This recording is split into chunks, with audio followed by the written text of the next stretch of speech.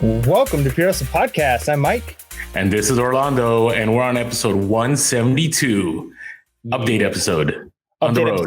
And it's another on the road episode. So as you guys can tell, I am in our amazing studio, and Orlando is in some other amazing, nicely decorated place. I just tried to build my own studio while I was away. Nice. I try to keep it real.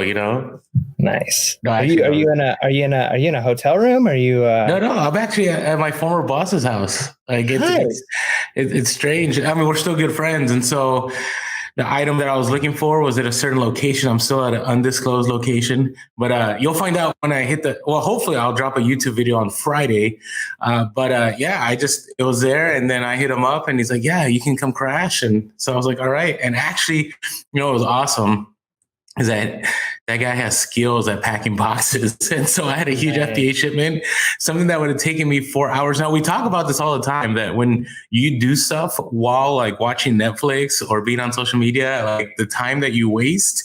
Yep. So literally cranked out packing 12 mega boxes in probably like 45 minutes at most. Where if I was at home, probably be like an all-day ordeal, like 2 hours here, grab a snack, do an IG story, 2 hours here, go to lunch. It probably would have been pretty bad. So I'm grateful. Efficiency is important. And that's one of the things too, is like, you got to enjoy what you're doing, which kind of going back, you said, like, maybe you can listen to a podcast. I think listening to something is a little bit easier a lot of times, depending on how in-depth it is, than watching something. Agreed. Like one extra, like distraction from you, and things take a little bit longer. But at the same time, if you have time, we've talked before. I mean, I'm kind of this believer that you've got in reselling, there's multiple, but you got three kind of assets you're dealing with that are kind of limited. One of those is money, one of those is time, and one of those is space. And so if you've got the time, but you know what I mean? So it just really depends on how much you have of each of those assets. And if you have the time and you're not really worried about it, then take longer to pack. But if efficiency is your thing, then yeah, you're right. And I like the fact that you were able to enlist some help on that, because one of the things that's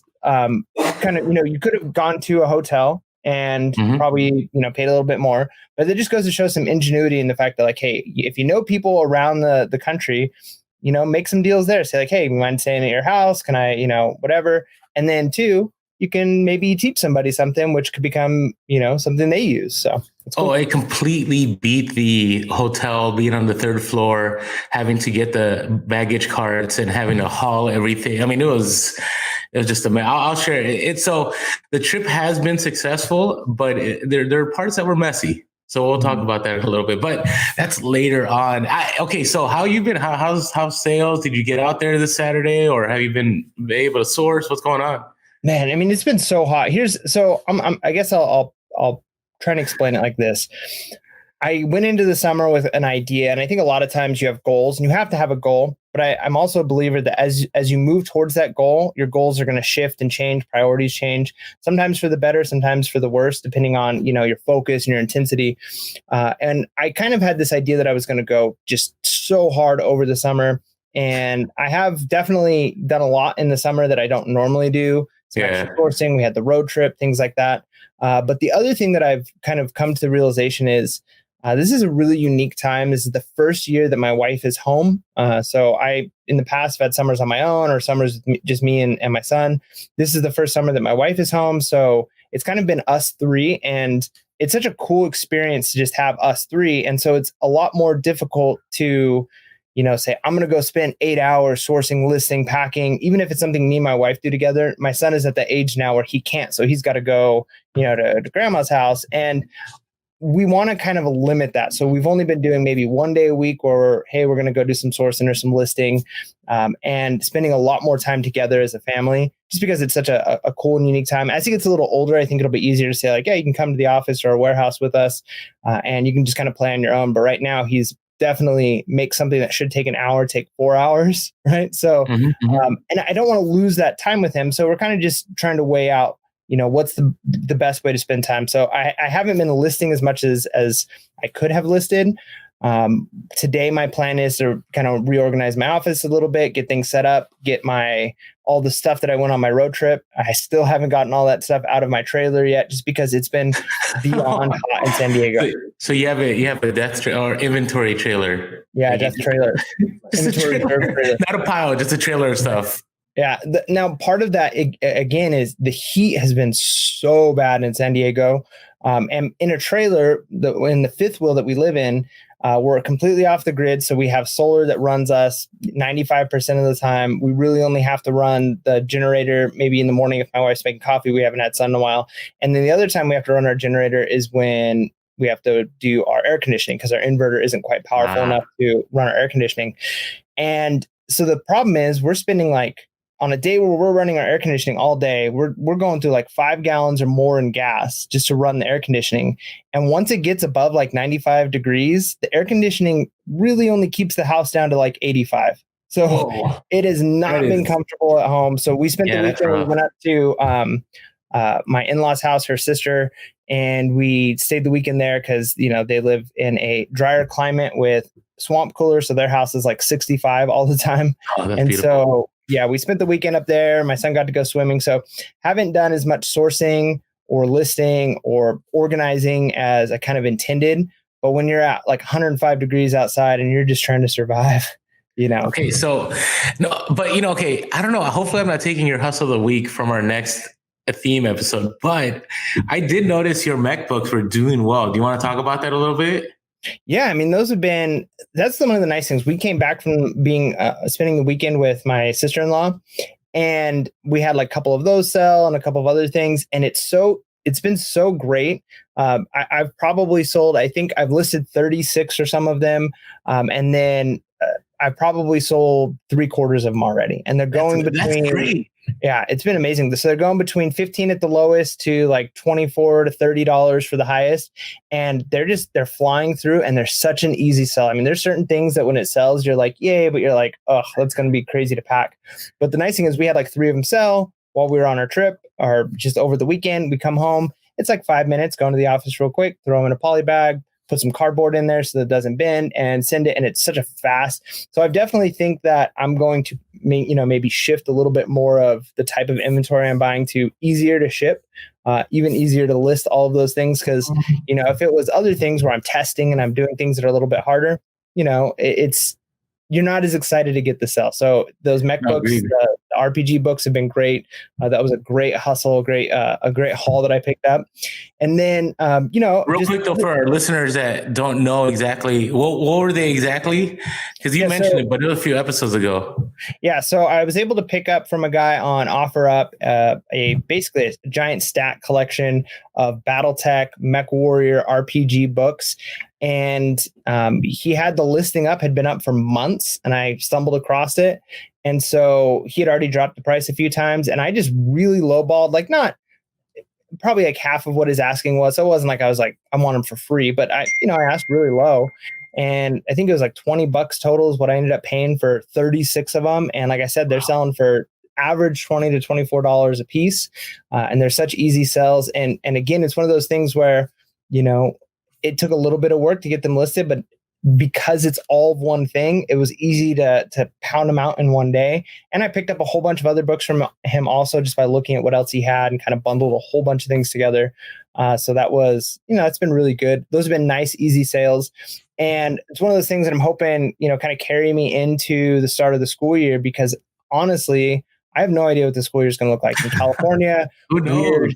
We're still going to be like virtual distance learning, but yet they want it to be more, a little bit more serious, a little bit more weight in the as far as grades. Like they want there to be actual like serious instructions and grades and all of those things, which is a challenge when you're dealing with a population where maybe only 50% of the kids have reliable internet or you know, all those things. So anyways, I go back tomorrow to like school training, and it's all going to be Zoom virtual.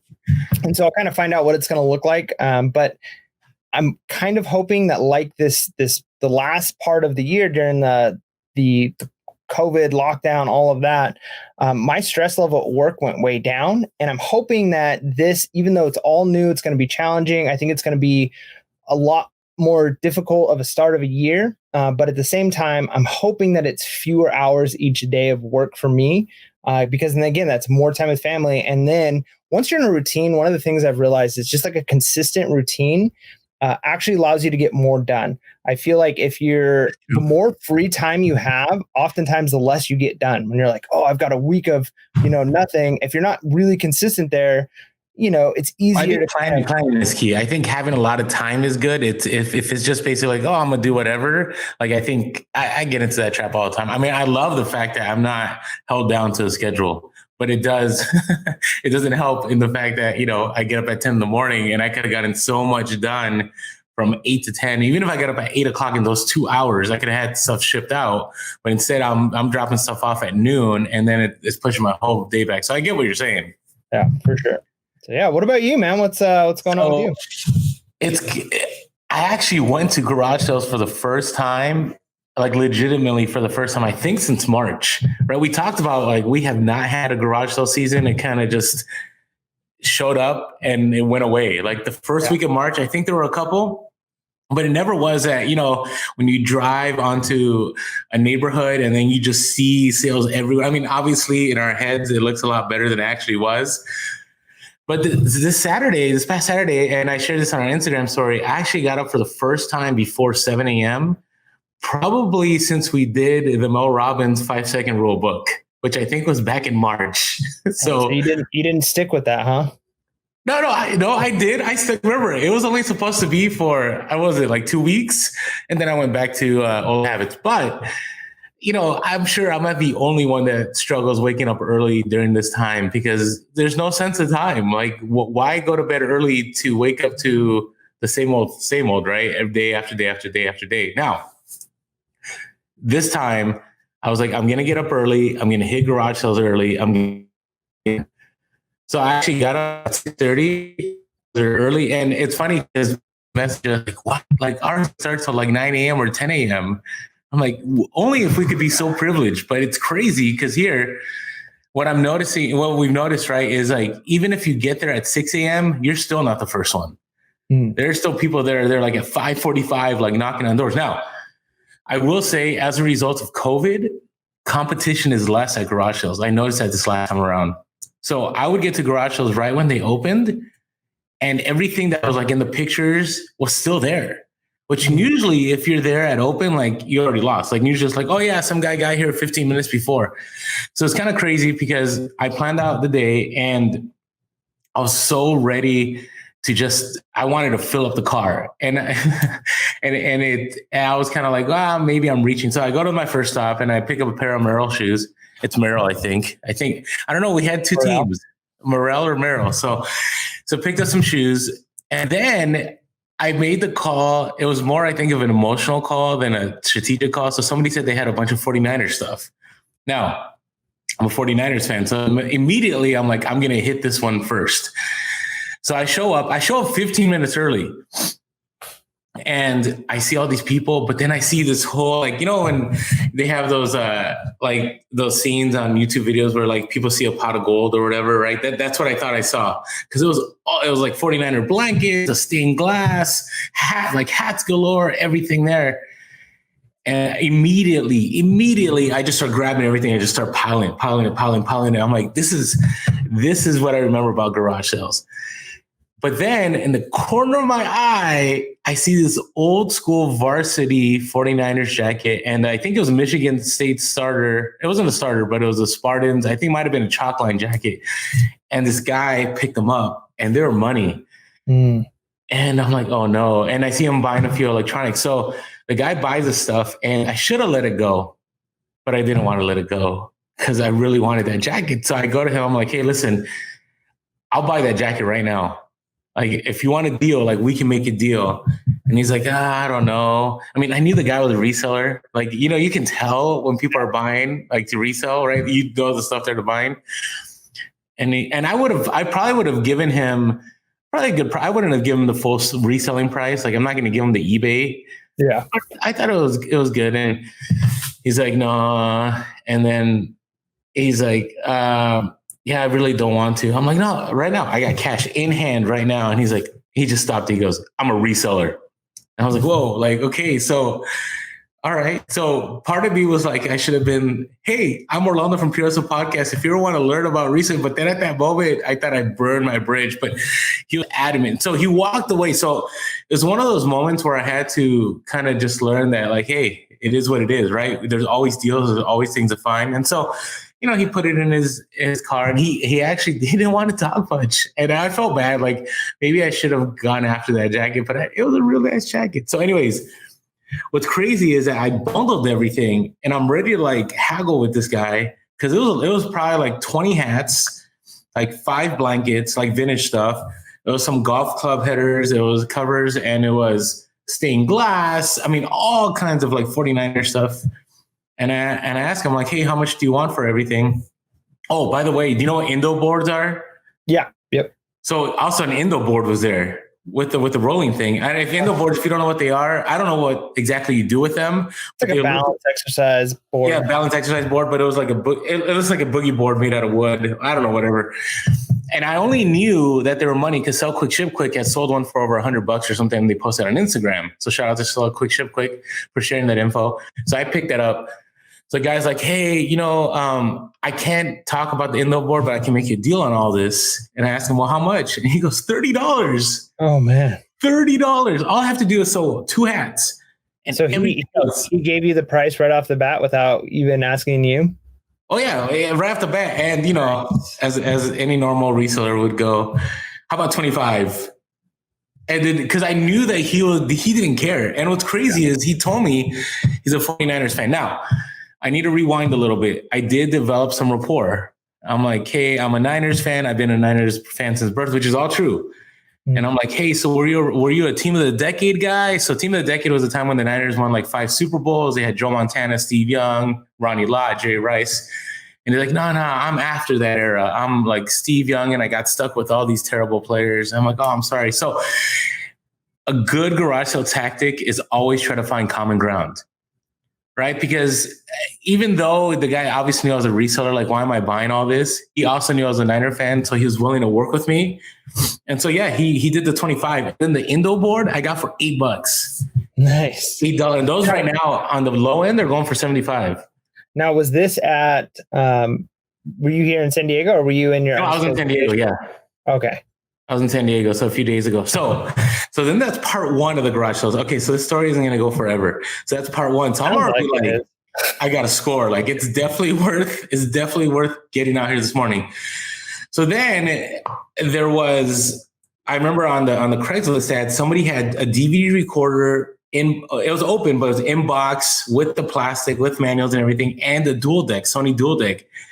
Like, super nice. So I go to one garage sale. I'm thinking this, how sometimes you confuse garage sales. So I'm like, hey, do you guys have this? He's like, oh yeah, over there. I'm like, I don't think the guy even listened to me. I go, look, no, it's not there. So I'm like, oh, I must have gone to the wrong garage sale. So then I go to another one, and it's the one I'm looking for. Now, it is 9 a.m, right? You would think by 9 a.m, it'd be gone. So I show up, and there's right there. This is so like, how has nobody picked it up? So I talked to the lady. I'm like, hey, listen, I tried to play it cool. I showed up and I looked at it, but I didn't, how you ever seen American Pickers, how they see something they like, but then they'll act like they're looking at other stuff and then they'll come back to it. Right. So I kind of did that thing where I eyed it up. I'm like, okay, it's here. No one's around. So I'm going to look like it's not that great. So I'm looking, I'm picking up stuff. And then I go, hey, I was just wondering, like, what do you guys want for that? And the lady's like, how about $40 for both of them? And if you know the ROI on those, like, each of those a piece, easy $200 net profit. Now, that's what I thought. Actually, I learned later that the market has gone down on those. Mm. And so I'm like, I don't know. And then I guess it was the daughter goes, Mom, some guy in OfferUp is offering $30 for those right now. And I'm like, well, hey, I got $30. So the negotiation was already happening for me. So I'm like, hey, I got $30 cash in hand right now. Like, if they're like, yeah, but this guy, I'm like, right now, like, I will give you $30. And she's like, no, I need 40. But then it's one of those where you just got to give up. Like, you don't want to walk away from a good deal. Right. So I'm like, you know what? I'll do the $40. That's fine. And so the guy in OfferUp, he I don't know. I think dude was mad. Like, he sent a message after. He goes, oh, that guy knew what he was doing. He got a great deal. Those each sell for $500 a piece. Well, he was trying to do the same thing. No, I know he's trying to do the same thing, but I'm like, did he have to comment that? He didn't have to do that. He didn't have to say anything. So, and then they're looking at me like I'm like stealing from them. I'm like, no, like honestly, they're not worth 500 a piece. They're worth money, but they're not 500 a piece. They're like, all right, whatever. So that was part one of that score at that place. Then I look and they had 2 Cricut machines and a bunch of cartridges. Now the market's gone down on those, but I was able to pick those up for $75. I picked up 2 Cricut machines and like 10 cartridges. So all I need to sell is like 2 or 3 cartridges and I'm going to be good. So it was definitely a good morning. Now, in 2 or 3 stops, I'm probably going to already net, I'm thinking over 1,000 net. Easy. Easy, right? And this is the first time I've gone to garage sales in a while, but it was a reminder of like, hey, garage sales, if you can make it happen, I'm not saying it's going to be like, if you go full time, like you can live off garage sales, like you could, but it's a grind. Like it's a grind. But if you already have a constant supply of inventory from wherever, if you're doing wholesale or if you're doing, bulk buying from local deals, and then you're able to go to garage sales, I truly believe that garage sales are the icing on the cake. Yeah. Because those items, they're going to sell quick. I mean, that Niner stuff, I mean, if we end up having a football season, we'll probably sell within the first couple of weeks of the NFL kicking off, So I don't know. All I want to say is it was nice to get out there again. It had been so long. I can't think of the last time I dropped a pic on Insta of my trunk full of stuff. Like it's probably been a year. It's been a long time. So now I'm like, all right, I'm going to get up early every Saturday. It's time to hit the garage sales again. Nice. Sweet, man. Now, I'm a little jealous. I didn't go hit up garage sales. Oh, you didn't go? Yeah, well, here's the thing. I didn't think it was going to be that kind of morning. And that's what I like. Like it is the modern day treasure hunt because you just never know. I mean, how many mornings have we had where we have to shoot a video and go, yeah, let's be real. That's how it goes. Like you go out there and you don't find stuff, right? But this time it was complete opposite. So it was good. Yeah, I'm not a superstitious person, but man, yeah, sometimes I feel like when you go out with the intent of, all right, I'm going to make some content here, those are the worst days. Like you just don't get anything. That is so true. Well, yeah, if you watched our last YouTube video of me in Colorado, like that's what it was. Like I was hoping to make a whole YouTube of me having major scores, and I did have scores. I mean, I sold a lot of the stuff. And by the way, I have to admit, I had a Michael Scott moment with that video. So if you watch The Office, whenever Michael Scott would make videos, right, that he thought they were so cool and he thought everybody else would think the same, right? Like, I mean, from one of the early episodes when he had that board meeting and he makes that video, like, these are the people of The Office. And you're just watching this and you're like, what is going on? So I know a lot of you that watch our YouTube. I appreciate the support. And I know some of you are like, oh, yeah, but those volume controls. Yeah, man. And I'll just say, like, I was super impressed. You did a really good job. A lot of times when I make videos, I'm making them, I'm going for simple over, creative and flashy a lot of time just for time, Yeah, I get it. Like how much time am I going to put into it? How much like value can I give? But your video is super creative. I loved all of like the memes and all the fun things that went with it. That's how, if I were to spend more time on videos, I would definitely do those things. But yeah, you got to almost put a disclaimer on the front. It's like, prepare to have your eardrums blown out. No, it's not that bad. But it's that bad if you're wearing headphones. It was pretty gnarly. But no, it's just like sections, and I think again, like that's part of it too. Is I know you had help with your son was helping you with that, and I know that's like a style that's definitely for anybody who has teenagers right now. That's a big style, kind of a trademark of a lot of the videos that they watch. And so, I think you need to keep making videos like that because the videos. We're gonna drop another one on Friday. Hopefully, I'm gonna go sourcing after the podcast today, and hopefully it'll be good. Not just because we'll do some editing, but it'll be good because there'll be some nice finds. But we'll see what happens. It just reminded me of Michael Scott. Where I'm happy. I mean, I thought it was funny. I liked what was made, but I was like, all right, well, it's a learning lesson, but it was good. It was good. So, all right, random stories. You got any random stories? Yeah. So, we talk a lot on the podcast about global shipping program, right? Oh, yeah. And one of the benefits of that is that eBay will kind of take care of you if something goes wrong. Well, put that to the test. So remember, I had bought a while back. One of the cool finds that I had was a inversion, like kind of almost like a pull-up bar, but like you can hang from it, right? And then there's boots that come with it. So I sold the boots separately, and I sold the bar separately. And the nice thing was I picked up the whole thing, I think, for $2 for the boots and the bar, and I sold the boots for like $80, I think, something like that. And then I sold the bar for over 100. Well, the bar went international, which was really nice because it was actually a lot more. When I was looking at it, I was like, oh, there's some screws here. I can take it apart and basically just put it in as like individual bars, like little tiny things, and it won't be as big and bulky and it'd be easy to ship. Well, once I started taking it apart, I realized actually I can't like take it all the way apart. Like there's only so much I could break it down. So it's kind of difficult to find I had to find a really big box to ship it in. But the nice thing is when you're shipping global shipping program, because you're sending it to Kentucky and because they have a warehouse, the shipping is less, right? So when you're shipping something big through UPS or FedEx, if it goes to a warehouse that has a dock, if it has like a truck dock, they charge less for it than if it's like a residential place. There's usually like a residential surcharge, especially for bigger items. So you tend to pay a little bit less. So it was really cheap sending it to Kentucky. And then all of a sudden, a couple of days ago, I think it was a couple of days ago now, we get a message that the buyer had opened up a case against us that they never received it. We're like, what? Like, oh no, right? So first thing we do is go and check. Look, sure enough, tracking shows that it made it to Kentucky. The Kentucky sent it out. So we contacted eBay. We just like, it was like just like a button we had to push on the computer. And they immediately said, we will take care of this. Like, we'll look into this.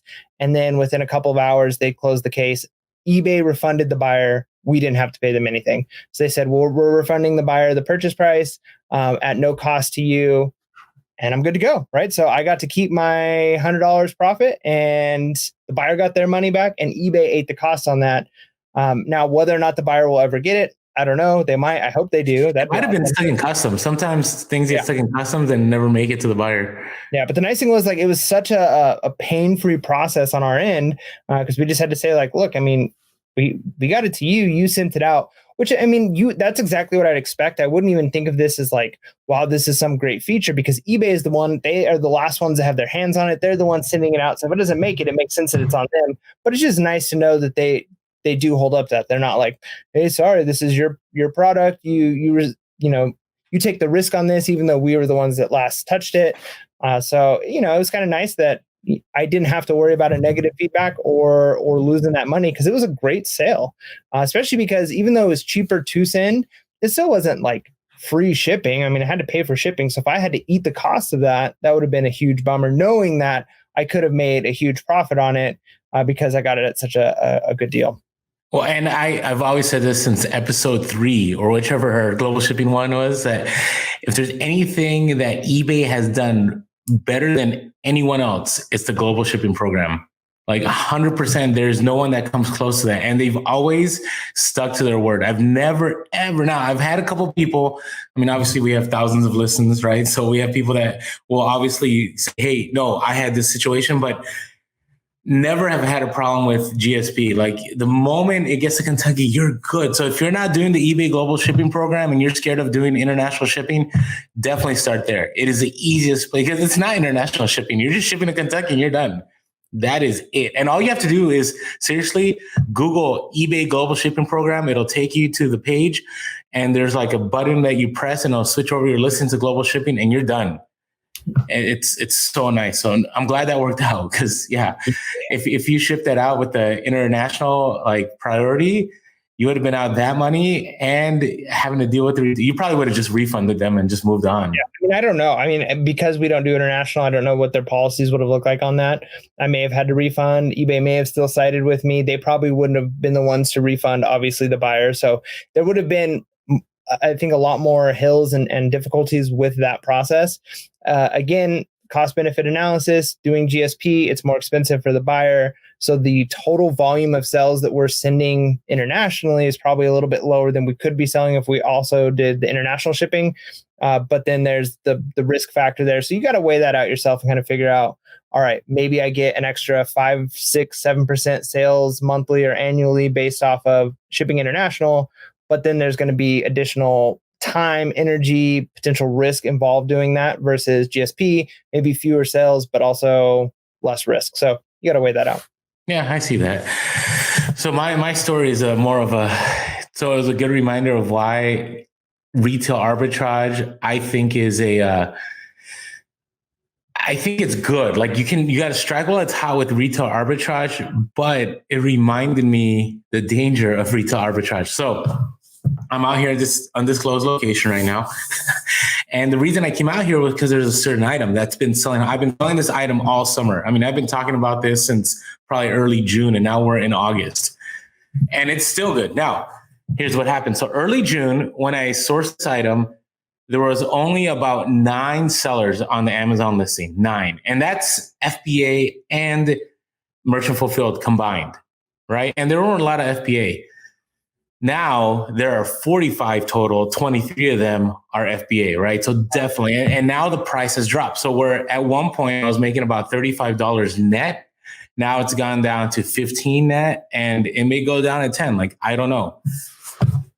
So I'm like, all right, do I source this one more time? But here's the thing. If the ranking continues to be low and get lower, it's worth it because the volume of sales that's happening, even now, if there was like 100 people on it, I'm done. Like it's going to be a race to the bottom and you're just going to sell to break even. So we're not there yet because luckily, prices are staying, at a stable place where it's still worth it to me to probably. I mean, one of the things you asked me for the podcast was, I thought it was a race to the bottom. Is it still worth it? I'm like, yeah, it's still worth it for now. Now, here's what happened. So I showed up, and the night before, like literally before the stores closed, I called stores. They're like, oh yeah, we have 80 units here. We have 100 here. We have da-da-da-da here. Next day I fly in. It's around noon. I get my rental vehicle, which that was a complete debacle. I was supposed to have a van and they couldn't get me, like they were sold out of vans or whatever. And so I ended up with now you would think most people would be like, oh, that's awesome. So I got a BMW 5.7 series. I don't know. I don't know my luxury vehicles. I'm gonna look it up right now, but it was a nice Beamer. So it was a X5. So it was like a BMW SUV, fully loaded. I mean, that thing, it was nice to drive, but it was terrible to source. So I go to the stores that I called the night before that said they were fully stocked, all sold out. So within 12 hours, maybe 14 hours of me making the phone call, gone. One of those people got it. What's that? So one of those other 23 people on the listing. Oh, I think so. Or somebody, it has to be, right? It has to be. And it's always a mystery. So I'm in this random place. The whole reason I landed was, I came to see my friends, but I also came to do business. And so I'm like, I got to find this stuff. So I research, and then I find that there's a few stores about an hour and a half away. So I go, but here's the problem. I don't have a van anymore. So now what I have to do is I have to source. So the first place I hit up, they had it, and I filled up the SUV. So I literally had to drive an hour and a half, fill it up, and then drive an hour and a half back, drop it off, and then drive again to another store in the same area, fill it up, drive it back, and then time was out. And I'm like, like if I had the van, I could have hit up this store, all these stores, but now I'm stuck. Well, I find out that there's another store that has been completely untouched, and it's about 3 hours away. So I'm like, all right, I'm going to get up early tomorrow. So I get up at 7 a.m. and I drive 3 hours. Now, when I called the night before, it was right at closing. So I'm like, I'm good to go. I drive 3 hours. Now, it was a beautiful scenic drive. It was incredible. It was nice. I'm in a Beamer. Like, it's all good. I show up. And I'm like, where is it? Like, there's nothing here. And I go and ask, one of the managers, and they look it up. They're like, oh yeah, and actually somebody bought it all out at closing last night. So I drove 3 hours. And then I'm like, I need to find more of this product. And what motivated me too was that my good friend, my former boss, who, he's just a great guy. Taking me like 4 hours normally, right? Okay, motivated me. Go back to your former boss, great guy. You cut out there a little bit. Okay, so my former boss, a great guy, right? The fact that he was willing to help and we got it done in 45 minutes, I'm like, I already got this done. Like I should just source more, right? I have the boxes. I'm ready to go. So that's why I was willing to drive 3 hours. Like had I taken like 5 hours the night before, I probably would have been like, I'm done. Like I'm good. Like because I already made my profit within the first stop. Like there was no point in me doing more. And the next stop that I had the day before was just super profitable. So waking up the next morning and going was as a result of like the efficiency of what happened the day before. Unfortunately, driving the 3 hours, there was nothing there. Somebody bought it all out the night before. So then I researched some more and I find out that there's a couple other stores, but they're 3.5 hours away. So I'm like, I'm going to make this happen. So I get in my car and I drive 3.5 hours again to another location and I show up and I got that terrible feeling. I pull up to where the item should be and somebody left like one of the boxes that carries a bunch of them, like there, like kind of like taunting me, like just sitting there. And I'm like, and I see a completely empty shelf. And I'm like, no, this is not happen again. So I go to the manager. I'm like, hey, can I look this up? They're like, oh yeah. Oh, here's what I didn't share. Sorry, man, this story just all messed up. 3 hours before I drove out, I called that store. And they're like, oh, yeah, we have plenty. No problem. I'm like, how many do you have? They're like, well, we can't share that with you. I'm like, what? Wait, I want to make sure like you guys have some in stock, you know, before I show up. And they're like, well, we can't share that with you, but we have plenty. You're going to be fine. Yeah. Drove 3 hours, gone. And I'm pretty sure based on, I mean, I'm doing some CSI here, but based on how the box was on the shelf, I'm pretty sure that happened within the hour of me getting there, that all those sold out. So then I go to the manager. I'm like, hey, the footprints, and you could kind of tell like what size shoe the reseller was wearing.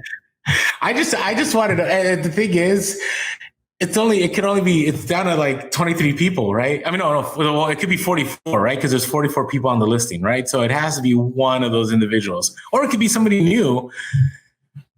So then I ask and then they say, oh yeah, there's another store 30 minutes away that has like, you know, about like 70 units.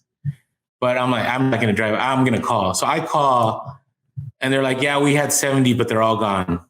Yeah. Someone's checking out with them right now. You're like, take a picture. So somebody literally, okay. So here's my thoughts. My thoughts is somebody is like 3 hours ahead of me on this right now. That's why they say the early bird gets the worm, man. But it wasn't like I was late to anything. If I could have flown out earlier, I would have flown out earlier. I think my only downfall was I didn't get a van. If I got a van, I probably would have had one more store to go to, right? Because the two stores that I hit were fine. And the stores when they open, like in line as they were opening. Well, I couldn't on the first day because the first day I flew in at noon. Now the next day was right when it opened. But you had mentioned, oh, right. But then the one where you said that it looked like within an hour they had taken the stuff. Yeah, they probably hit it up right at open.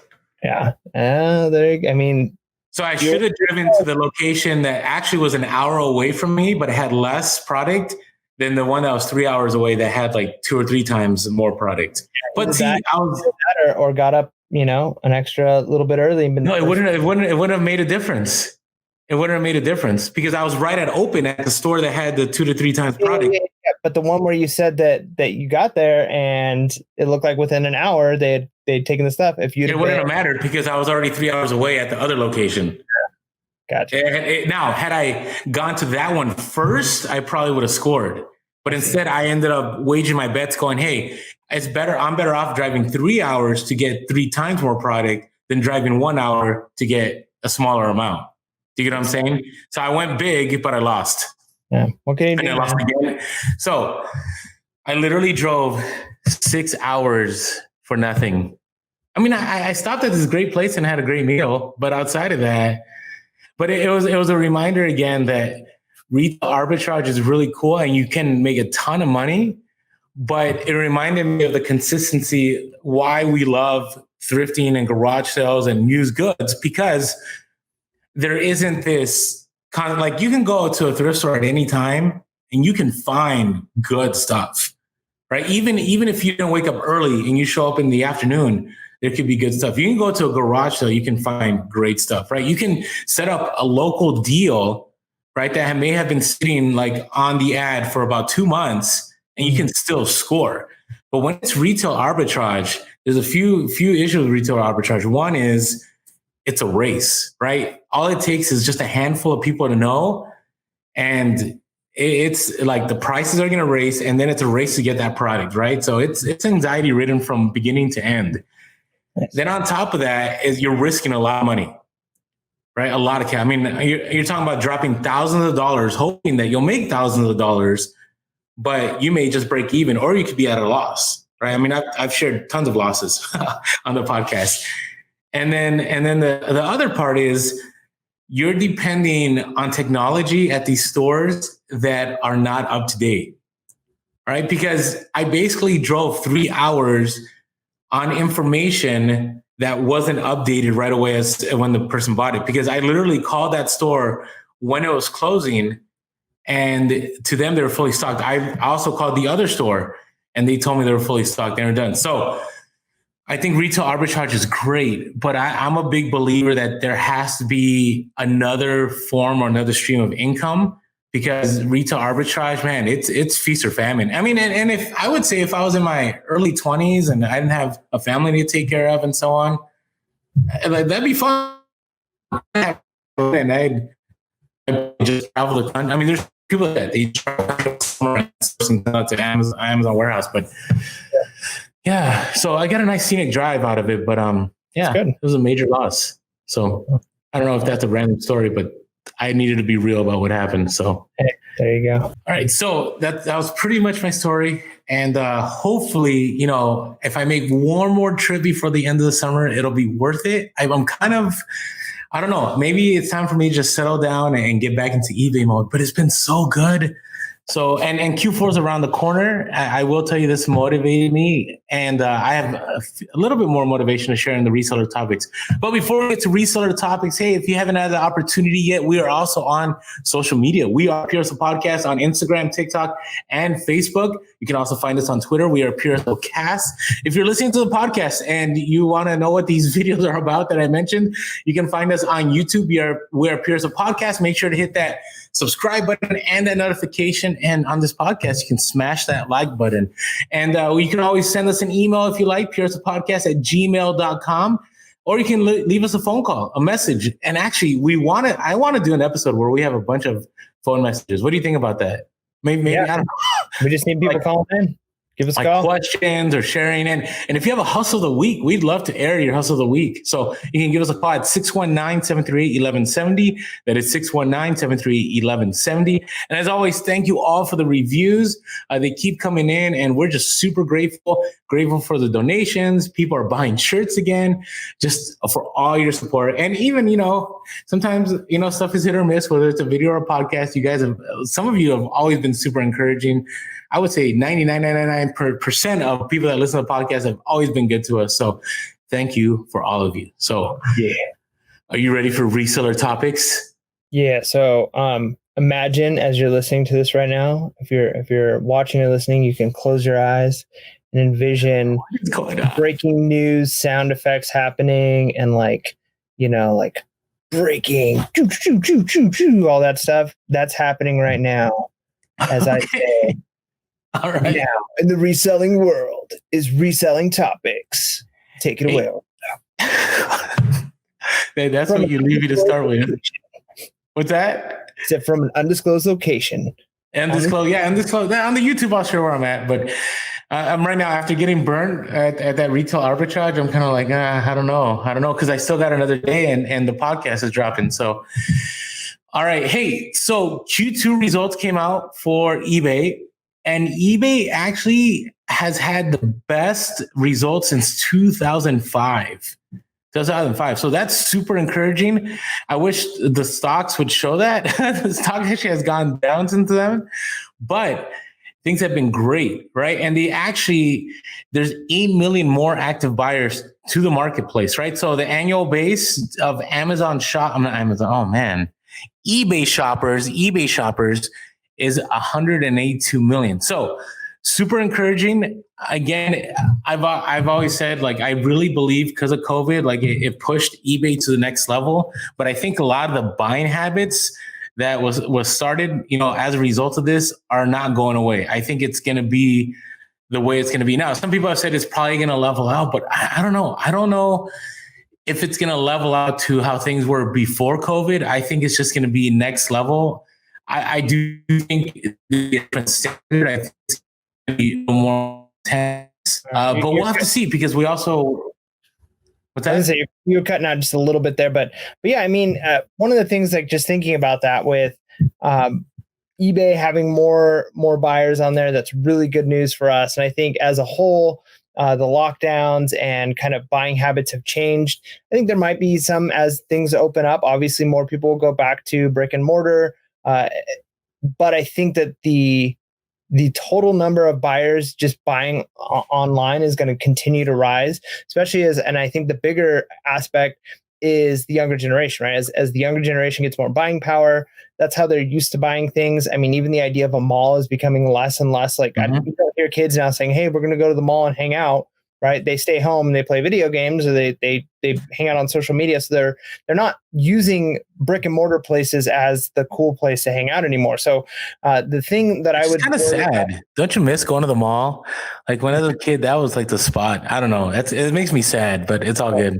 No, for sure. I mean, the only thing that I worry about going forward, and I think, like you said, even with the idea of eBay stock, because again, stocks is just a matter of what people are valuing it. And I think a lot of investors are looking at eBay and saying, okay, like they've got growth right now during this time frame. Is it going to be sustainable, and are they going to be able to capture the younger audience, the younger buyers? And that's where I just hope that more of their focus and attention goes to attracting and just getting the word out that you can buy lots and lots and lots of things on eBay, and eBay isn't just for your grandma or your mom and dad, right? So that's what I hope that they do, because obviously Amazon is crushing it, and they're going to continue building as this monolithic power in the online retail space. So hopefully eBay is able to kind of carve out their niche there and find ways to compete with the other programs that come up. No, agreed. And it was encouraging. So, how we get invited sometimes to those seller check-ins, right? Where like some eBay execs share like some things that they want to share with the community. And so we recently, were able to do a Zoom call with one of those, and there was some good news on there too.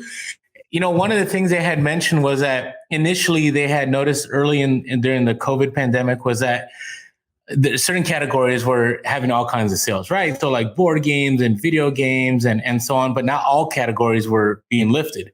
But then they said that once it got to about end of May into June, that sales were up across all categories. And I would say anecdotally, I noticed that because I'm selling everything still. Like people are buying belt buckles to vintage gear, to, Western wear, to video games, to board games, to RPG books. Like everything is selling still. Like, and if you're listening as a new reseller to this podcast, there's never been a greater time to start reselling. I know it sounds strange, but I can't think of a time where you could literally, as long as you researched and you found comps, like you could sell stuff far easier now than I would say even a year ago or 2 years ago. It's pretty wild the way it is right now. Yeah, it's good news. So takeaway from that is make sure you're listing, make sure you're sourcing, and capitalize as much as you can on the increased buyers. I like it.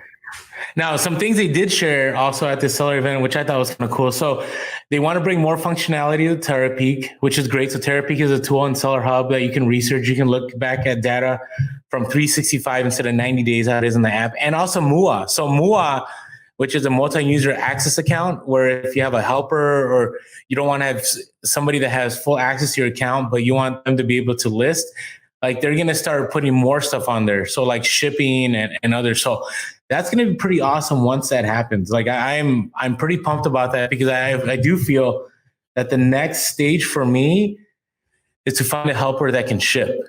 And if I can like have a location where all my inventory is at, like that has a separate entrance, and like I don't have to be there, and things sell, and that person can go in there and pack and ship. Obviously it'd have to be somebody that I trust and would have to know how to ship things well.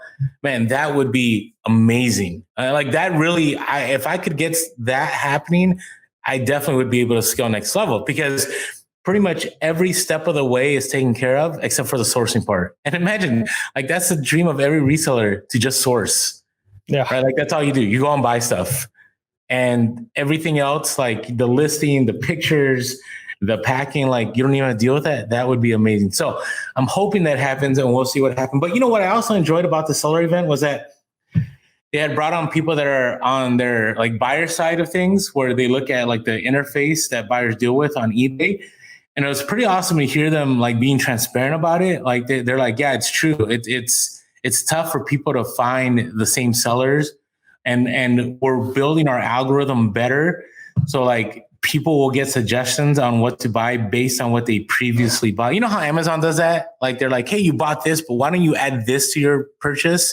Mm-hmm. Like eBay does a little bit of that, but they're actually talking about sending more notifications. So like, for instance, if somebody has bought stuff from you before, Mike, instead of just sending like, here's some items that are similar to what you bought, instead it would be, hey, this seller just recently listed these items that you might like.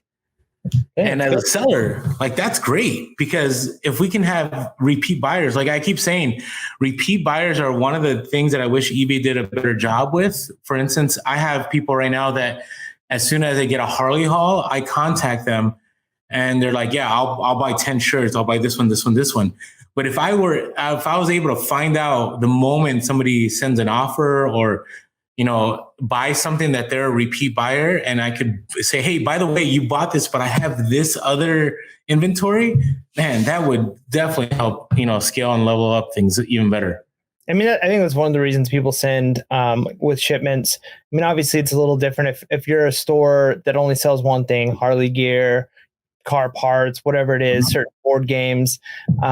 It's easier to kind of direct people to your store when you're more specialized. When you're a little bit of a variety store like we are, that's a little bit more challenging. But I think that's why some people will send things like a business card or something like, hey, and then even a special promo code, like, you know, buy on my thing, you know, get an extra discount. And you can work that out probably through eBay, whether it's, you know, they message you the code and you just work with them on price, best offer, right? Like, hey, is a repeat buyer.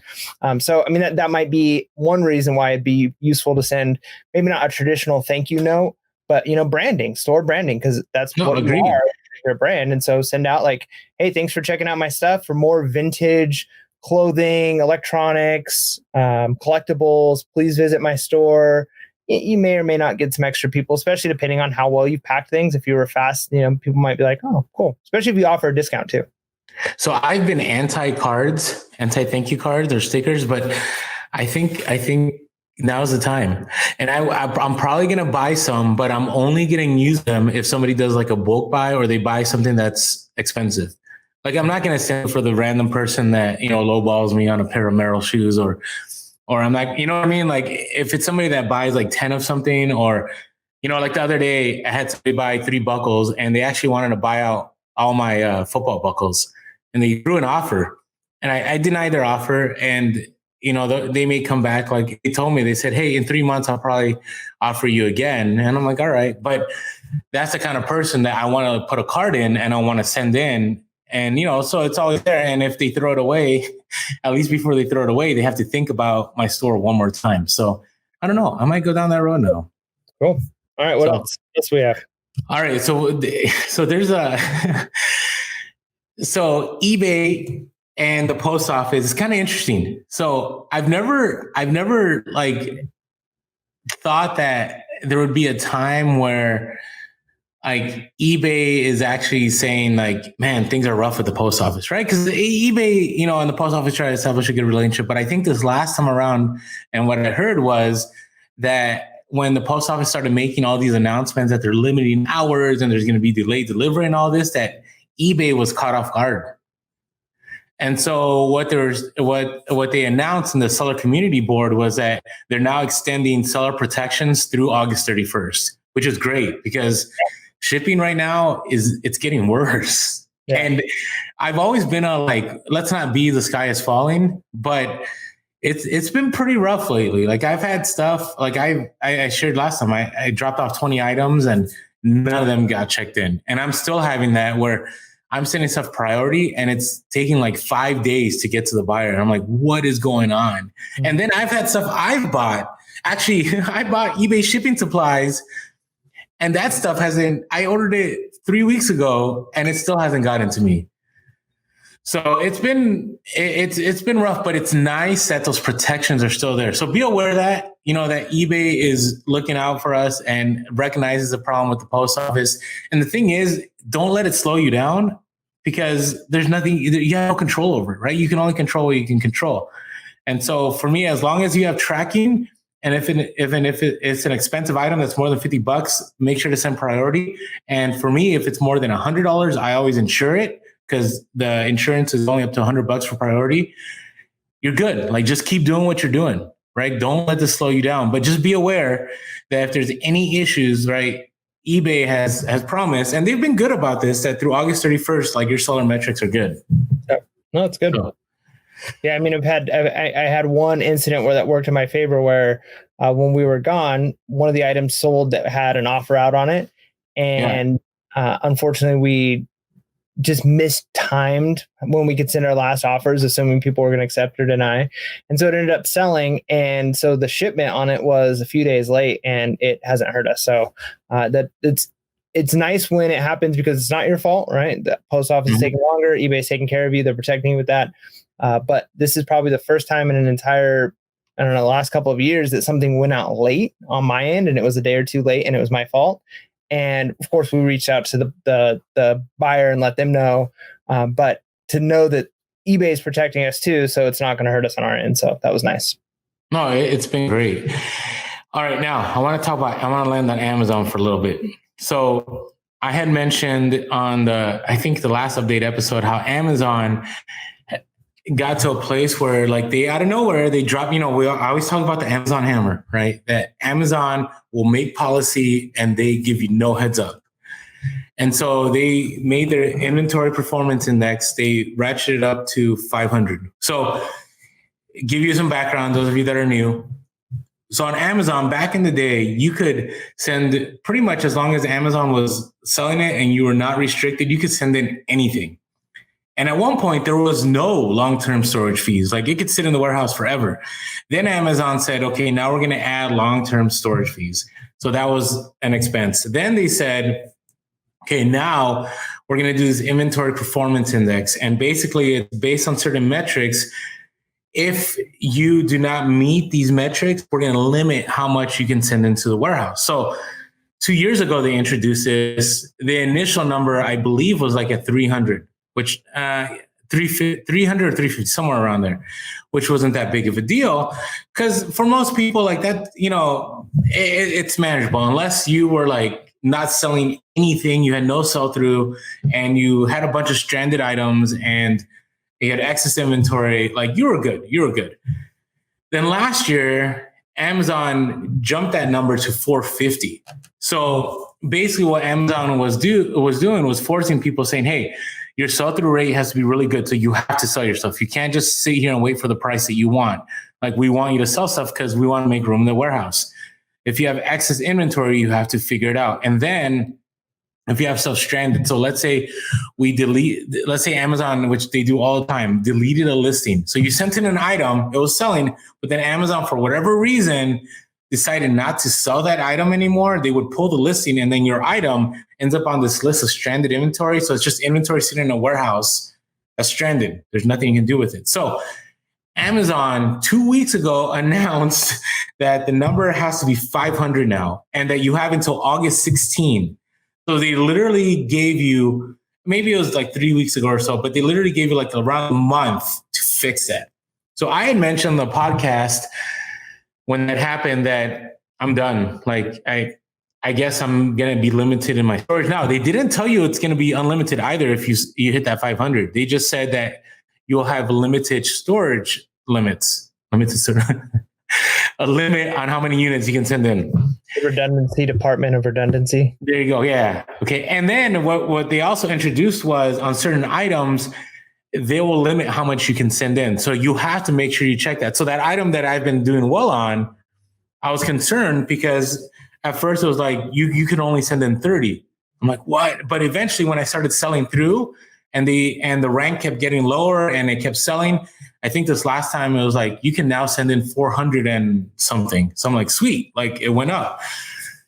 So I was worried about this. So I had no hope, but I'm like, I'm going to make this happen because I can't be limited in Q4 with the amount of inventory I can send in. So one of the things I've always talked about is a way to get your IPI score up is to delete product listings. So if you go on the left, when you go to your inventory page, you can choose which items. And the reason I say this is if you do like garage sales and you send in stuff to Amazon, like a used DVD player or some kind of electronic or video games, like you have a lot of one-offs. And when it sells, it says out of stock on Amazon. So it hurts your metrics. So if you're able to delete that, now it's going to make it sound like you're deleting it from Amazon's page. But if it's an item that's selling a lot, it's not going to happen. Like it's going to stay there. If I'm deleting Super Mario Brothers for the Wii, I can hit delete product listings. It's not going to delete it, but it'll delete it from my inventory listings. Right. So one of the first things I did is I deleted all that. All my one-offs I deleted. And so that helped my score. So my score went from a 424 to like a 453 within a week. And then after that, I was like, I'm going to start selling stuff. So I dropped all my prices. I'm like, I'm going to sell through because whatever money I lose right now is not going to come close to the money I can lose in Q4 if I don't have the amount of storage I need to send stuff in. So I started selling. So my sell-through rate went up. But here's the one that I was completely shocked that helped my metrics, that hopefully helps a lot of you. So there's that third category, manage excess inventory. So this is items that you had sent in, was at a low rank. And then over time, the rank kept going up. And it'll tell you like this rank went negative 42,000. So when you sent it in, it was at 3,000 rank. And now it's at 48,000 rank or whatever it is. So instead of me dropping the price and hoping it would sell, I just took all my excess inventory and I created a removal order and I had them all shipped back to me at home. I think it was like 20. So I don't have a lot of items. So to give you context, when I used to do Amazon hardcore, I had over 1,000 items in the warehouse. Now I have less than 100. So things have changed, but that's because my sell-through rate, I sell stuff like crazy. Like I do not wait for things. At the moment I get it, I sent it, I try to sell it out real fast because I want to beat that race to the bottom. On top of that, I'm only picking up items that are super low ranked. Like I used to pick up items that were like 500,000, 600,000 that maybe would sell one every 3 months. Like I've stopped doing that. So what I did is I took all my excess inventory, created a removal order, got it all shipped. And then I got my results this past Monday. I'm at a 502. Nice. I beat the benchmark. You did it. So I'm good to go. Proud of you. We need to have like, I'm proud of you. We need to have like some like clapping sound effects going on right now, or it's like, I didn't think it was going to happen. So I'm pumped about it because that means, well, I have 2 weeks that I have to maintain it, but I'm good because I'm already restocking on an item that I'm low on. I don't have a lot of items that aren't selling. And I think my metrics are going to only go up. So hopefully I help you guys. Take a look at your excess inventory. If you have too much, they just don't want that stuff in their warehouse, right? Because it's not selling. It's just taking up space. Exactly. I mean, you got to look at it from their perspective too.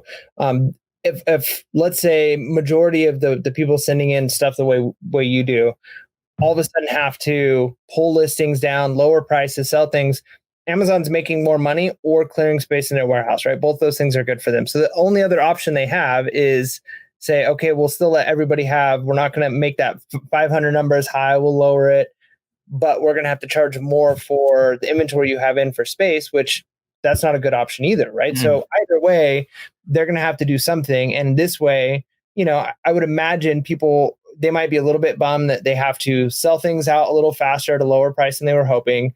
And they have to maybe get some stuff brought back to them. So that might be a little bit of a pain, but I can imagine that the backlash is a lot less than saying, all right, we're going to raise storage fees by 10%, right? So in this way, people are still getting some money. They're maybe learning that, hey, if I want to do Amazon, I need to be a little bit more fast nickel. I'm not trying to slow dime this, and recognize that this is just the model that Amazon is going to run on. Yeah, it's their sandbox. They make the rules. Now, the other beauty of this is that eBay stuff is selling really well. So I had a lot of apparel that has been selling. Like, it's weird because Under Armour, like new with tags, didn't really sell well on eBay. But right now, because of everything going on, like people can't go shopping, it's selling well. So a lot of that stuff I had to pull from my inventory. But here's the biggest takeaway from this. if you're going to do Amazon FBA, it has to be low ranking. You have to be willing to sell it fast. And you can't just, gone are the days that you could just send stuff with high ranks, hoping that, hey, if I'm the only listing, maybe it'll sell. Like, I think those days are done. I do think that Amazon is messing around with the algorithm, that low ranking items just aren't coming up on searches, which makes sense, right? Because they want their money quick, right? And they want to make space. And if we end up in the second wave of the pandemic, and which, I don't know where we're at with all that, but either way, this Q4, I believe there's going to be a lot more of online buying. I mean, obviously the economy and the kind of money that people have will play a large part, but Amazon is going to, I think Amazon will be a beast this Q4 when it comes to Christmas. So I'd rather lose, maybe I lost $2,000, but I'm still going to make, 30, 40, 50K, maybe come Q4. It's worth the benefit. Well, to clarify, when you say you lose $2,000, that might be lose $2,000 of potential profit, not lose $2,000. Right, like, because you're selling items to move them, but you're probably still getting close to breaking even on them. Oh yeah, agreed. And when you're right, it's potentially lose 2,000, because if I list it on eBay and I make profit, I'm not losing. Right, I'm still winning. But $2,000 is completely worth it to me to have the potential of making 40 to 50K come November, December. So you just got to think about that. So, all right, that's our reseller topics. Man, all right, that's good stuff. Those are good. Still don't think I want to do Amazon. Just not convinced. I like it. I know. Hey, listen, I get it, but I would say, just if you go through the process once, then you can make the call. Like, I think you gotta, it's like eBay. Like, a lot of people are like, hey, I do Poshmark. There's no way I want to do eBay. But I'd say just do the process once, make a few sales. And then you can go like, you know what, this isn't for me. And for, how I am with Amazon, Amazon's like the girlfriend I can't break up with. Like, it's like, I know I shouldn't, but I do, because the benefits are so great. And so, like, I keep doing Amazon because there's plenty of money in Amazon, even though they keep breaking my heart over and over again, dropping these crazy rules. I'm still willing to adapt and make it happen. And so I say just once, and play it safe. Don't go all crazy like Orlando does, where he goes all in and loses tons of money, and then makes more money next time and loses tons of money. Like, but that's how entrepreneurship works sometimes. Like, you got to take risks. So you're saying I shouldn't take out like a $10,000 loan to buy one item that I think is gonna? No. No. Like, I don't think that's good on any platform. But yes, agreed. For sure. Cool. So, all right. So, what is your BOLO? BOLO. All right. We can't put the sounds after production. I mean, I could, but I feel like our listeners have a strong enough imagination that it's sound even better in their head. They know. And if I'll do what's your BOLO? What's your BOLO? If this is your first time listening to our podcast, go listen to some of our older stuff. Not like old, like episode 1. I mean, if you want to, go ahead and listen to all of them. That'd be cool. But listen to a few episodes ago, and you'll hear the high level of production that this podcast brings. There's definitely been a growth. So anyways, my BOLO, and I think I've mentioned these items before as like hustles of the week. And it's obviously, disclaimer, I feel like, sometimes we have to give this. Always got to do your research. This isn't just like blanket. You can always just assume that you're going to make money on these. But one thing I've noticed is a lot of times older video games from the PC games specifically, because I think this is one that's often overlooked, are the old CD or DVD-ROM PC games that a lot of times you could see them at garage sales or thrift stores. They're ones that aren't necessarily worth money. It's like the Nancy Drew ones or the detective ones or the bubble popping ones. And maybe there might be one or two of those that are highly sought after.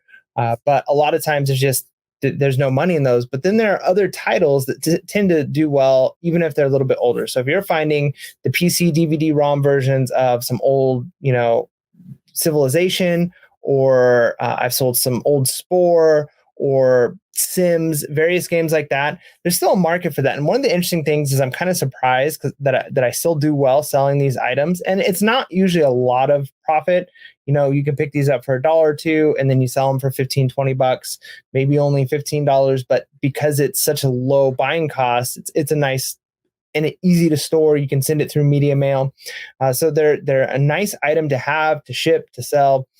But it's weird because my thought process is the market on this, the number of potential buyers has to be going down, because now most computers don't even have DVD slots, right? The majority of computers that are being made, whether it's Chromebooks, whether it's Macs or PCs, most of them don't even have a DVD slot. Some people will still use, the USB ones you can plug in, or they'll buy a little bit bigger laptop or something. But if you got a desktop PC, they usually still have the DVD-ROM drives, and then some laptops will have them. And because so many people are able to download even those older games on whether it's Steam or whatever it is, where they download them digitally. But I think there's still a market for people who had the game, they liked the game, it was old school. Like I remember I used to play the old school Doom, like the original Doom game. I remember Doom. And I still remember the cheat code. I think it was like ADD KFA or something like that, right? Like, the cheat to get unlimited life or unlimited ammo.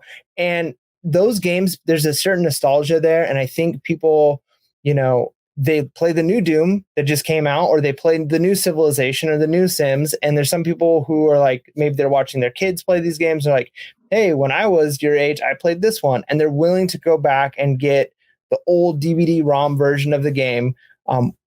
Probably they can download most of these games, but for whatever reason, there's still people who they want the hard copy. Maybe they don't have stable internet, whatever it is. I don't know. But I sell enough of them regularly that it's a little bit shocking, but it tells me that there's still a market there. And maybe the reason I sell them is there isn't as many people buying and flipping them, because they're like, hey, this is a dead market. These games are too old. So obviously do your research. Don't just pick up every, Nancy Drew or mystery solving or bubble popping, CD-ROM PC game that you find.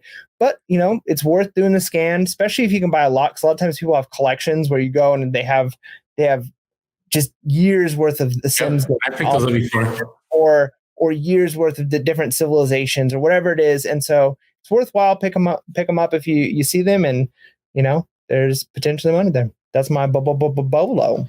What about you? Here's what's interesting that you mentioned Nancy Drew.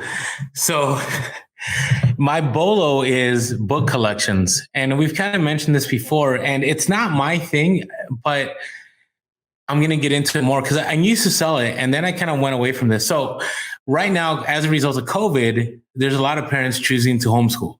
Right. And so, or, because of distance learning, they're trying to figure out, like, they can't go to a library and so on. Like, I actually, with my son, I use an online program where they ship books to me, and I use those books with them. But a lot of people want to have like in-home libraries right now, or they want to have, curriculum to go to. And I was at the thrift store the other day, and I saw a Nancy Drew book. And I know that like Nancy Drew and like the Hardy Boys, like those are like competing, story genres, but kind of the same thing. And if you find like a collection of Hardy Boys books, you can sell them for good money. Like, you can sell an individual book, but the profit's not there. But if you can sell 30 or 40 in a lot, the profit's there. So here's what's interesting. So I picked up a Nancy Drew book, and then I saw a bunch of other ones, and I'm like, interesting. They're only 99 cents each. So I'm wondering like how much the complete set is. I look it up. If you had a complete set of, I forget which version it was, but these Nancy Drew books, like 1 through 56, they were going for $250 to $300 plus shipping. Oh, and some people had them for free too. And then I'm like, I counted all the books. I'm like, I hope I have 56, and I only had 40. And so I let it go, and I left it in there, and then I kept going around the store sourcing. And then I'm like, I wonder if people would buy incomplete sets. Like, is it going to be worth it? So I look it up, and sure enough, like if you had 12 books, or you had 50 books, or if you had 40 books, like people were still selling them. And so I actually found one where there was a comp of people had 40 books. They had 1 through 40. They were missing like numbers, and they had put that on the listing, and they sold it for $150 plus shipping. So I bought all 40 books for $40. Now I haven't listed it. So this may be a hustle of the week once it sells, But I'm looking at these comps and I'm like, I think if there's ever a time that you can find homeschooling material that will sell well, and we've talked about this, like Hooked on Phonics. When I find Hooked on Phonics, I've sold that well. I've bought like a complete set for $5 at a garage sale and flipped it for 50, 60.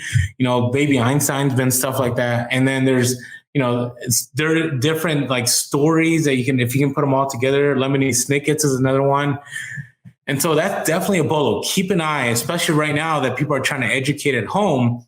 They don't have access to the libraries because even public libraries are closed in certain towns. So for right now, during this time of COVID, if you can find complete sets of books, look it up, obviously do the research, but there's money there. So that is my bolo. You can even, depending, again, like we talked about earlier in the episode, time, money, space. Maybe you don't have lots of money, but you've got time and space. Let it take time and be willing to grow a collection, right? Try and almost think about it like, trading cards or something. Make a complete set. So buy all the Nancy Drew books that you find at a garage sale or a thrift store, set them up, figure out which ones you're missing. And then as you're out and about, try and fill in that set, right? Oh, here's this one I'm missing. And maybe you find ones that you already have. So start working on a second set, right? I mean, I know people do that with various, collectible card games or trading cards or things like that. So you can work on building out a set. Like I did that for my personal, like I wanted to watch the Harry Potter movies again, and I didn't own them. My mother-in-law owns them, and so I was like, we'd borrow them from her. But I was like, hey, I'm at a store. They've got number 3, 5, and 7. I'm just going to buy these ones and then put them in my collection. And then next time I'm at a store, they have 1, 2, and 4, right? So I'm just buying them slowly until I have the whole set, and realizing that even with whether it's DVDs like that or books, complete sets sell for a lot more than the individual ones do. So you can, over time, maybe over the course of a year, put together 2.5 sets of a series like that, or maybe 3.25 sets, and then sell them as you do that. And that could be a market for you. There you go. So I don't know. I'll keep you guys posted. I think I just haven't had a chance to listen because I've been traveling. So that leads us into what we're looking forward to. So I'll go first on this one. So I'm looking forward to, hopefully, now that I have my IPI score at a good place, I'm going to send in a bunch of used electronics into Amazon. So I'm going to do counter of what they want. But the reason being is I have I probably have like 5 or 6 DVD recorders. I probably have like 8 to 10 dual decks. I have a lot of stacks of money just sitting in my storage unit that I don't want to list on eBay, because when it sells, I mean, you could pack it ahead of time and, it sells and you just slap the label on it. But I also know that on Amazon, things sell for more and I don't have to deal with it when it sells. I mean, the other catch is I find that on Amazon, people are more likely to return something than on eBay. They're more willing to kind of figure out what they don't know. Like, DVD recorders, like if you don't have a manual, like if you don't know what you're doing, like you might think it's not working, but you just didn't hit the right buttons. Yeah. So, I'll see what happens, but my goal is to work on those. And then I need to get back into eBay mode because I'm seeing my eBay numbers declining because I've been so focused on Amazon. And eBay is what carried me through the pandemic. So I need to sit down and I had mentioned earlier in the summer that I wanted to get to 3K listings by the end of the summer. I've actually gone backwards on that. So where I was up to over 2,200 listings, I'm down to like 2,170-ish right now. And I don't think I'm going to hit 3K. I'm just going to be real. I failed. Like I'm not going to, but I've been doing so well with Amazon FBA these last few weeks that I'm able to forgive myself on that. So that is what I'm looking forward to. And I'm also the hard part is I think I'm going to travel, but it's not going to be reselling related.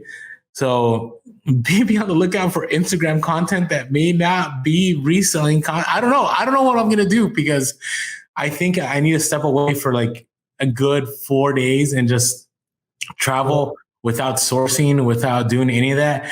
But I don't think we've done that on Pearson Podcast in about 2 years. There's always been something. So we'll see what happens. Maybe Mike will fill in the gap. We'll see what happens. So yeah, maybe. Cool. Yeah. So for me, tomorrow, like I said earlier, I kind of hopefully I'll find out a little bit more about what my school schedule is going to look like. I mean, it's all up in the air. At the beginning of the summer, they put together like a task force of teachers and admin and parents, kind of figure out reopening strategies. And to be honest, I stayed as far away from that as possible because I knew that, things were constantly changing and in flux. And the last thing I wanted to do was spend hours and hours planning out a plan that was going to, have to change 100 times because information changes and, regulations change and all of that. So I'm still like in this limbo stage. Like I have no idea what school is going to look like, and school is just right around the corner for me. It's going to be starting here pretty soon. And so I'm looking forward to having a little bit of clarity there, because I think once I have that, that's going to release a little bit of stress off of me. And I can say, okay, here's how much time I need to anticipate spending each day, each week, whatever it ends up looking like. And then I can kind of start to organize and plan a schedule, a consistent way of sourcing, listing, all of those things. Because for me, if I have to automatically come into the office anyways every single day for 3 hours, well, okay, while I'm here, I might as well spend 2 hours listing, right? Or whatever it ends up looking like. But right now I have no idea. And so it's kind of just up in there. So I'm looking forward to getting a little bit of clarification there. And then also, if hopefully the weather, it's getting a little bit better. It's getting a little bit cooler in the evenings. I mean, we were looking at nights where it was still in like the 80s, right? It just wasn't cool. And so I'm hoping that as the temperature starts to drop a little bit, that garage sales will be a little bit better, and I'll have the motivation to get out there, because there's nothing worse than waking up early in the morning, going for my walk, doing my workout, and then it's already 85 degrees and it's 7 o'clock. I'm like, I don't want to go to garage sales, right? Like I'm tired, I'm hot. So it's an advantage for garage sales though. Less people go out when it's hot. But then there may also be fewer garage sales, right? So again, I know. It's true. That's true. Yes, I'm hoping to maybe hit up a few garage sales and get back to my first love in reselling.